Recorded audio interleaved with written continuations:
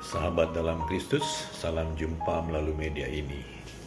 Sudah 4 minggu lamanya kita beraktivitas dari rumah. Sudah 4 minggu lamanya juga kurang lebih kita beribadah dari rumah.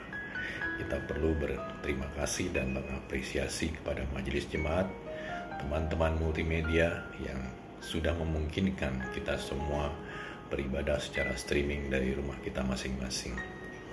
4 minggu beraktivitas di rumah, kerja dari rumah, tidak ada persekutuan di gereja, tidak ada persekutuan di wilayah, tidak ada latihan paduan suara atau latihan musik.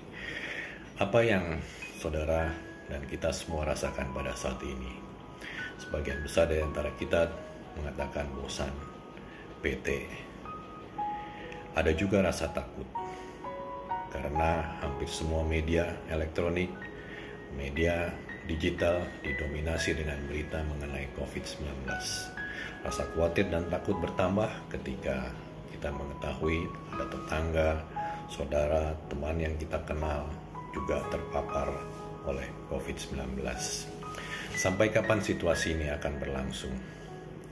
Ada yang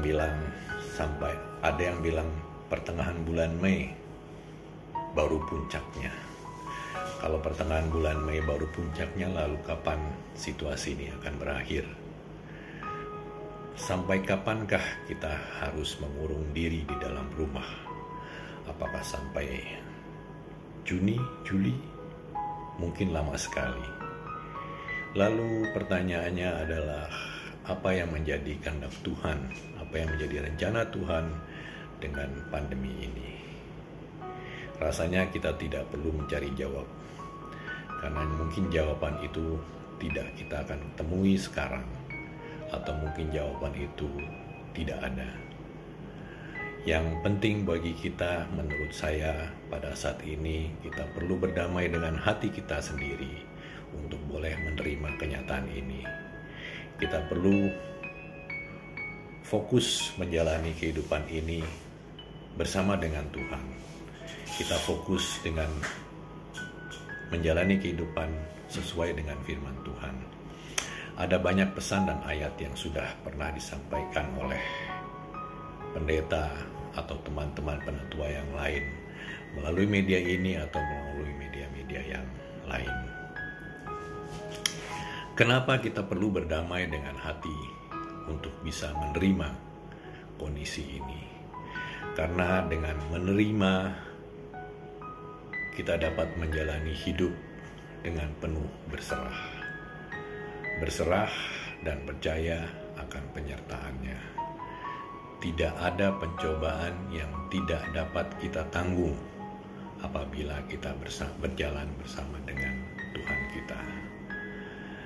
Dalam kesesakan semacam ini sebenarnya lebih mudah bagi kita untuk merasakan penyertaan dan pertolongan Tuhan ketimbang pada masa-masa senang atau masa-masa yang normal. Yang kedua,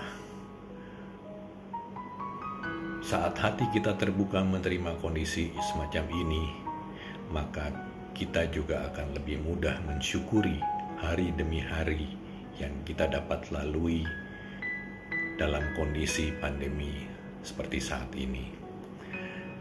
Kita mampu bersyukur dalam kesesakan akan menjadi kita pribadi-pribadi yang lebih matang.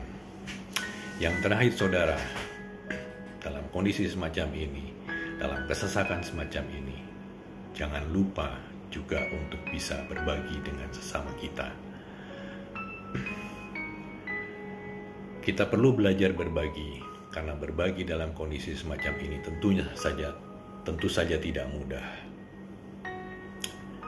Tapi justru ketika kita mampu berbagi dalam kesesakan, dalam keterbatasan kita, saat itulah kita akan merasakan hidup yang berkecukupan.